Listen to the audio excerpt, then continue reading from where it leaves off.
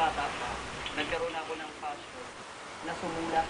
Kasi kahit nung bata pa ako, may mga tiyo-tiya ko laging nagbabasa ng comics. At sabi ko, isang araw, magsusulat din ako dito upang mabago ang bawat pahina ng buhay ko.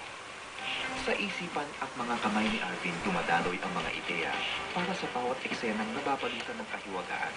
Ang mga istoryang likha niya ay kumikiliti sa imhinasyon ng mambabasa at humahamon sa tawa ng lamang makasalanan.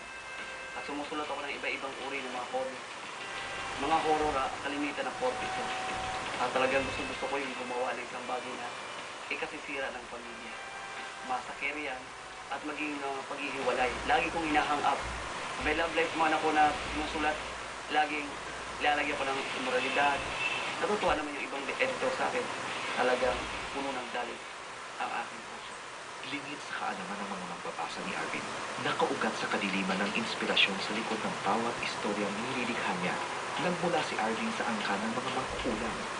Kaya't nakasanayan na niya ang mga ganitong uri ng espiritu.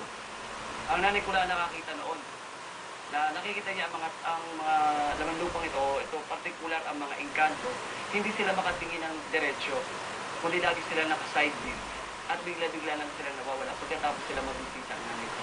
Na wala akong kaalam-alam na inihanda na pala ako ng nanay ko na ako pala ang pagsasalinan ng ganitong uri ng kanyang kapangyarihan. Natututo na akong gumamit. Ito sinasabi ko, hypnotism. Dahil ito'y tinuro na sa akin ng nanay ko ng bata pa lang. At nung panahon yun, nagkaroon ako ng isang pambihirang bagay na sa tuwing ako ay susulat sa madaling araw, merong isang insekto na akala ko isang natural na insekto lang yun na langaw. Piliin mo, merong langaw na maliit lang